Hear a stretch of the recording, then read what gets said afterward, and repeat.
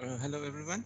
Um, we are on the fourth point of the Agile Manifesto, responding to change or following a plan. And we've talked about a few things.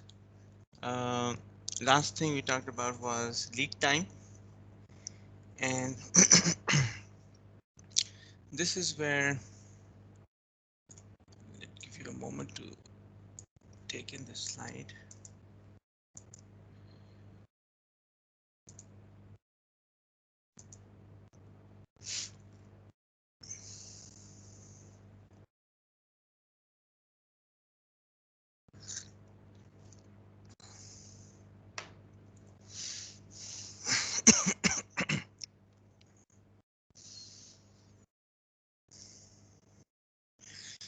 So technical excellence, this is why I say that this is the fourth point of the manifesto is the hardest of the four.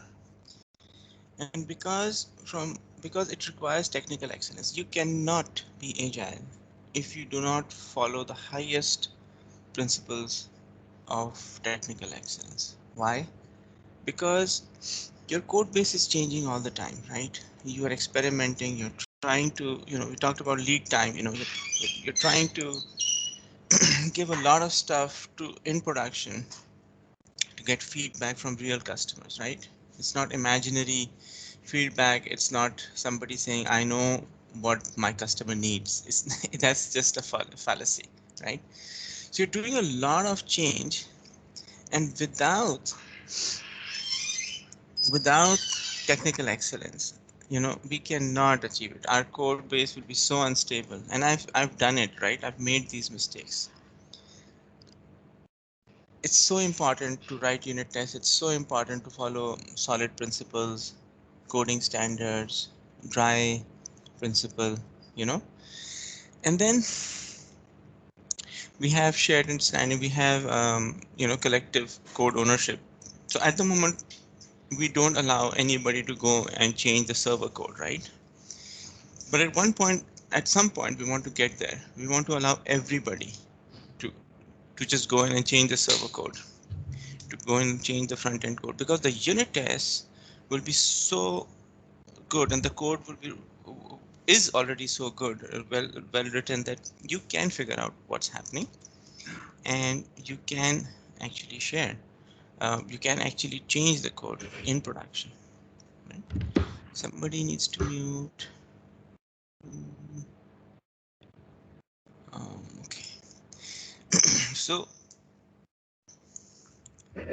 uh, okay, can you guys see? Can you guys mute whoever is not muted? I think the person who's not muted doesn't even know. Just a second.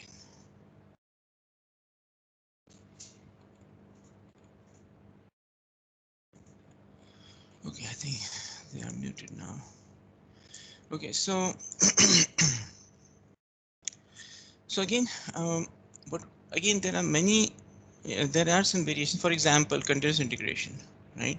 People feel just if they've set up the pipeline, that the moment somebody checks in code, the code is built, tested, that's continuous integration. That is the tooling for continuous integration. But continuous integration is a mindset. Why?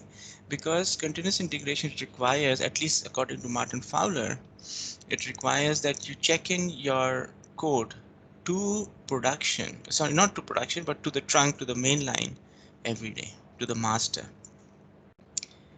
Right? And that's why we say it's a mindset, because then you have to go to branch by abstraction concepts, you have to go to evolutionary design concepts.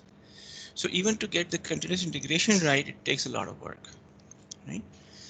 So pair programming, we don't do that. We should, pair programming is something that I have not seen in Pakistan. Very few people, very few companies do it. And pair programming is not code reviews, right? It's actually sitting together for the whole day and then switching keyboards every 15 minutes, right? So if you're doing it remote, then you can, one person can stop working, the other person will work on the code base, but every 15 minutes you keep switching. um, code refactoring. So again, so these are the key concepts around technical excellence, and that is why we say that responding to change is not that easy. It's easier said than done. I will stop here and take questions.